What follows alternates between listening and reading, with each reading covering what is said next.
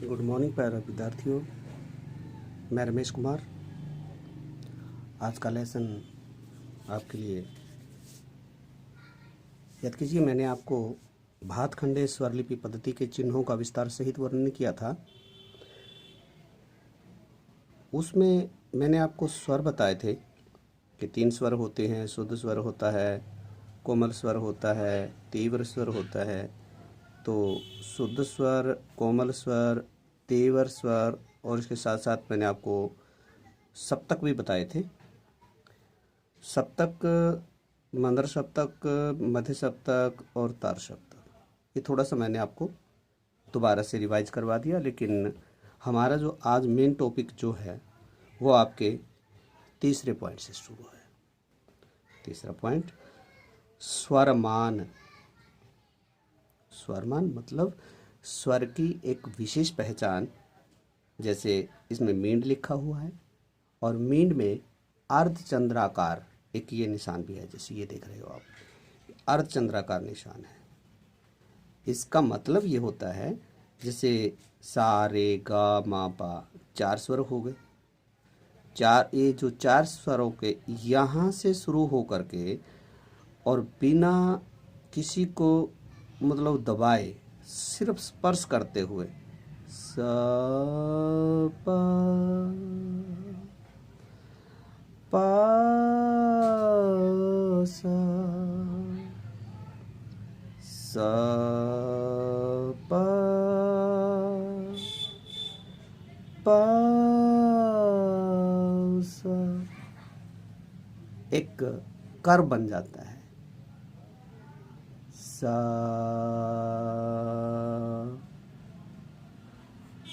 पा पा सा सा पा। ये ऐसा एक कर्व सा बन जाता है, वही यहाँ पर दिखाया गया है। इसमें जैसे कि कमान जैसा होता है, और उसमें कहता है स्वरों का, जैसे गा और पा। गा से आप चले, वैसे तो गा के बाद माँ आता है, लेकिन माँ को आपको दबाना नहीं है, बल्कि स्पर्श करते हुए आपको पा तक जाना है। जैसे देखा, गा मा पा, ये होना चाहिए था, लेकिन ये कह रहा है गा के बाद पा, गा पा पा गा, ये ऐसा एक कर बन जाता है। या आप जैसे हम प्रार्थना गाते हैं, घायल मन का पागल पंछी उड़ने को बेकरार, ये क्या है, आर आर, ये मीड कहा जाता है इसको संगीत में। एक होता है कण, दूसरा जो इसका पॉइंट है वो कण है। अब ये जो कण है, ये देख रहे हैं कि कण यानी जैसे माँ, पा के ऊपर माँ लिखा हुआ है। इस प्रकार जब एक स्वर के ऊपर दूसरा स्वर लिखा होता है तो पा का उच्चारण करने से पहले हमें माँ को स्पर्श करना है, बजाना नहीं है, हल्का सा उसको टच करना है। मपा मपा मपा, आपको बोलना पा है, लेकिन टच माँ को भी करना है। माँ बजाया नहीं जा रहा, लेकिन टच किया जा रहा है, तो इसको कण कहते हैं। तो उच्चारण करने से पूर्व अगर आप कहें कि पा आपको बोलना है, लेकिन टच आपको माँ को भी करना है, तो इसका कण हुआ। मपा, माँ को टच किया लेकिन दबाया पा को, ये हो गया।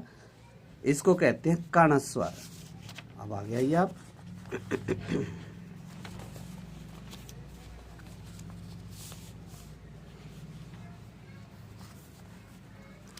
ये देखिए, गीत का उच्चारण आप देख पा रहे हैं।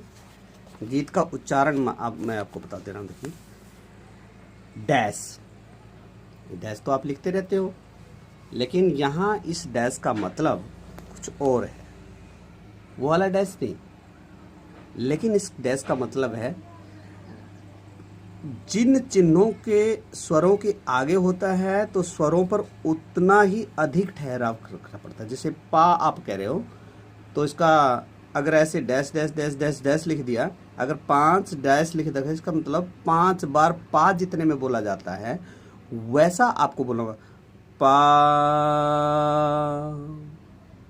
अगर 2 बार है पा, 3 बार है पा, 4 बार है पा, 5 बार है पा, ये हो गया। तो जितनी डैश है उतना ही उस स्वर को हमें ठहराव के साथ बोलना होता है। उसके बाद अवग्रह। अवग्रह का जो चिन्ह होता है, जैसे आप एस होता है लिखा हुआ यहाँ पर, तो चिन्ह किसी भी गीत के बोलों को लंबा करने के लिए होता है। मौसम कौन कुटिल खलकामी, मौसम कौन, ये जो कौन ये क्या है? अवग्रह है ये, यानी उस गीत के बोल को हमको लंबा करना है, और इस लंबे करने को संगीत में अवग्रह कहा जाता है। संगीत के अंदर उसको अवग्रह कहा जाता है। जिसे आप देख रहे हो ये उल्टा एस लगा हुआ है, ये उल्टा एस लगा हुआ है तो इसको अवग्रह कहा जाता है। और जिस भी अक्षर के सामने ये लिखा रहता है, जैसे ये लिखा देखो मो 1 2 3 रे, मोरे घर, यानी कि मोरे घर सीधा नहीं बोल सकते आप, क्योंकि इसके आगे अवग्रह लिखा हुआ है तो इसको आपको मोरे घर, ये ऐसा होगा, इसको कहेंगे अवग्रह। तो ये चिन्ह आपके हो गए। उसके बाद आप आइए ताल लिपि। एक पहचान होती है ताल की। पहला आपको मैंने बताया भी था, जिसमें आपको मैंने एक ताल करवाई थी जिसको कहरवा ताल कहते हैं, लेकिन फिर भी यहाँ पर सम क्रॉस मार्क लगा हुआ है। ये गुणा का जो चिन्ह होता है वो ताल की पहली मात्रा को दर्शाता है। मतलब जैसे आप कहो धा, तो ये हो गया ताल की पहली मात्रा धा। धा जैसे आप कहेंगे धा गे ना ते, 1 2 3 4, 1 2 3 4, ये हो गया 1। तो पहली मात्रा पे पहली ताली, इसको बोलते हैं सम, और दर्शाया जाता है इसको क्रॉस से। ताली किसी भी ताल पर भरी मात्रा को ताली द्वारा दर्शा। भरी मात्रा का मतलब होता है कि जैसे इसको लिखा रहता है 1 2 3 4, ये जो नंबरिंग की जाती है इसका मतलब होता है पहली ताली के लिए तो सम आ गया, क्रॉस आ गया, दूसरी ताली के लिए 2 लिखना पड़ता है, तीसरी के लिए 3 लिखना पड़ता है, चौथी के लिए 4 लिखना पड़ता है। इसी प्रकार तीसरा जो चिन्ह है वो है शून्य। अब शून्य का मतलब खाली होता है, आपको पता है शून्य में कुछ होता ही नहीं। तो ये शून्य का जो चिन्ह होता है वो किसी भी ताल की खाली मात्रा को दर्शाता है। जैसे मैंने आपको समझाया था धा गे ना ती ना, ये खाली आ गया।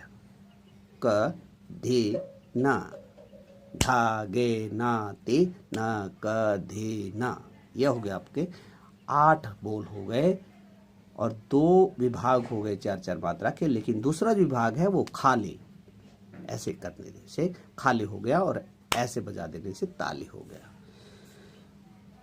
तो ये शून्य होता है। उसके बाद है विभाग। विभाग के बाद इसमें ऐसे 1 2 3 4 करके ऐसे लगा हुआ है। इस प्रकार के चिन्ह जो होते हैं वो बताते हैं कि इस ताल में कितने भाग हैं। जैसे कहरवा ताल है, आपके 2 भाग है तो उसमें 2 लगेंगे। आपके 3 ताल है, उसमें 4 भाग होते हैं तो उसमें 4 लगेंगे। तो किसी में 2 होते हैं, किसी में 4 होते हैं, किसी में 3 होते हैं, किसी में 6 भाग भी होते हैं। तो ऐसे अलग अलग भागों के लिए इसको लिखना ऐसे पड़ता है, 1 2 3 4। अगर 3 है तो 1 2 3। तो ये आपका हो गया। अब मैं थोड़ा सा आपको एक प्रकाश और डाल देता हूँ। एक छोटा प्रश्न आपके पास आता है। प्रश्न ये है कि स्वर लिपि के लाभ और हानि बताइए। लेकिन अब मैं बता दे रहा हूँ आपको पहले स्वर लिपि के लाभ। सबसे पहला जो होता है कि गुरु ने अपने मुखारविंद से किसी शिष्य को कुछ बताया और शिष्य ने उसको सुना, सुन करके उसने सीखा। लेकिन घर जाकर के बाद दिमाग में जो ना भूलने की आदत होती है, हम बहुत सारी बातें भूल जाते हैं। लेकिन अगर हम उसकी लिपि को लिख लेते हैं, अगर हम उसके नोट्स को लिख लेते हैं, तब हमें याद करना बड़ा आसान रहता है।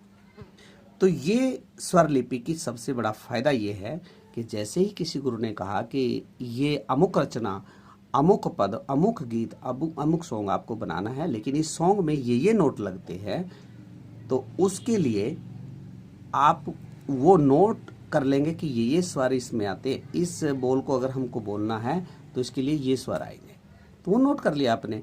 और कभी भी जब भी आप किसी इंस्ट्रूमेंट पे आप जाएंगे, इंस्ट्रूमेंट को बजाते हुए आप उन स्वरों का यूज करेंगे। और वो रचना जो गुरु महाराज से आपने सीखी, जो आपके अध्यापक से आपने सीखी है, उसको आप एज इट इज करने के लिए तो आपको अभ्यास करना पड़ेगा, लेकिन फिर भी आप उन स्वरों पर जाकर के अभ्यास कर सकते हैं। दूसरा, इसकी सहायता से अगर कोई पुराने गाने हैं, बहुत प्राचीन गाने, जैसे 1940 के आसपास, 1950, 60 या 70 के आसपास के जो गीत हैं, वो एक हमारे से पहले वाली पीढ़ी के गीत हो गए। तो उस पीढ़ी के जो संगीतकार थे या गीतकार थे, उन्होंने जो बनाया और संगीतकार ने उसकी जो रचना की, अगर वो हमको समझना है, हो सकता है वो हमें गीत सुनने को तो मिल जाए लेकिन कोई बताने वाला ना मिले, तो उसकी स्वरलिपि अगर हमारे पास है तो हम उन स्वरलिपियों के द्वारा हम उस गीत को वैसा का वैसा बजाने की कोशिश कर सकते हैं और धीरे धीरे अभ्यास से हम वैसा बजा सकते हैं। तीसरा पॉइंट है, अब किसी को हम संस्कृत सिखाते हैं, हिंदी सिखाते हैं, इंग्लिश सिखाते हैं, अब उसको यूज करना नहीं सिखाएंगे, केवल बोलने से तो काम नहीं बनने वाला, तो उसको हमें व्याकरण सिखाना पड़ता है। ग्रामर की जो छोटी छोटी त्रुटियां बतानी पड़ती है या शुद्धियां बतानी पड़ती है, ग्रामर के बारे में बताना पड़ता है और वो फिर उसका यूज कर लेता है, हाउ टू यूज। इसी प्रकार से इसका भी एक व्याकरण होता है जिसको स्वरलिपि कहा जाता है। अब जैसे अमुक राग किस प्रकार गाया जाता है, इसका पता हमको चलता है, वो स्वरलिपि से पता चलता है। तो स्वरलिपि का बहुत बड़ा महत्व है। उसके बाद एक स्वरलिपि पद्धति हमारे लिए दर्पण का काम करती है। कैसे? अभी हमने कुछ बोला और वो बोल करके हम इंस्ट्रूमेंट पे बजाने लगे तो वो ऐसा नहीं बजा, तो वो हमको बताती है कि नहीं, आप गलती कर रहे हो। उसके आधार पर या तो आपकी वॉइस वहाँ टच नहीं कर पा रही या आप उस स्वर को नहीं बजा पा रहे, इसे वो एक हमारे लिए दर्पण का काम करती है। और जो 7वां पॉइंट आपका है, स्वरलिपि पद्धति संगीत सीखने और सिखाने में सहायता करती है। केवल सीखने में नहीं बल्कि सिखाने में भी। अब किसी को ये बताना बड़ा आसान है कि सारेगामापाधानिसा, लेकिन उसमें कौन सा स्वर लगेगा, कोमल लगेगा कि तीव्र लगेगा, ये बताने के बाद ही उसको पता चलेगा कि सारेगामापाधानिसा तो है, लेकिन इसमें गा कोमल लगता है, धा कोमल लगता है, नी कोमल लगती है, तो इसका मतलब आसावरी थाट हो गया। तो ये कुछ समझ है जिसको हम जो है अच्छी तरह से समझ सकते हैं। तो स्वरलिपि पद्धति की सहायता से हम संगीत का प्रचार अगर दूसरे देशों में करना चाहते हैं, क्योंकि आजकल तो पूरा विश्व हमारा जो सोशल मीडिया है उसके द्वारा पूरा विश्व जो ना एक परिवार जैसा हो गया है। तो इसलिए हम अगर किसी को अपनी कोई विधा बताना चाहते हैं या वो हमें कोई ऐसी चीज़ सिखाना चाहता है तो उसका सरल माध्यम है संगीत में कि वो हमको नोट्स सिखाए और इससे क्लियर हो जाता है। ये बहुत बड़ा फ़ायदा होता है संगीत में कि स्वर लिपि सीखने। तो आइए इस लॉकडाउन की अवस्था में हम अपने आप को सुरक्षित रखें, स्वस्थ रखें, अपना ख्याल रखें। गर्मी धीरे धीरे बढ़ रही है, बढ़ती हुई गर्मी में अपने आप को बचा के रखें। और हाँ, ये समझ लीजिए बचाव में ही बचाव है, सेफ्टी सेव्स। इसलिए जब भी आप बाहर निकलें किसी आवश्यक काम के बगैर बाहर ना निकलें। आवश्यकता अगर आपकी है तब भी मास्क लगा के निकलें और घर वापसी पर अपने हाथों को सैनिटाइज करें, अपने आप को साफ सफाई के साथ रखें, घर वालों का ख्याल रखें, अपना ख्याल रखें। थोड़ा बहुत अगर आपको खांसी जुकाम नज़ला कुछ भी होता है तो तुरंत उसकी दवाई लीजिए, डॉक्टर से परामर्श लीजिए, अपने आप को स्वस्थ रखिए और ख्याल रखिए कि आपका जो एजुकेशन सिस्टम है वो आपके ऊपर डिपेंड है, आपके स्वास्थ्य के ऊपर डिपेंड है। आप अपने विचारों को संयत रखते हुए, स्वास्थ्य का ध्यान रखते हुए, अपने आसपास के वातावरण का ध्यान रखते हुए इस लॉकडाउन में अपने आप को स्वस्थ रखें। जय हिंद, जय भारत।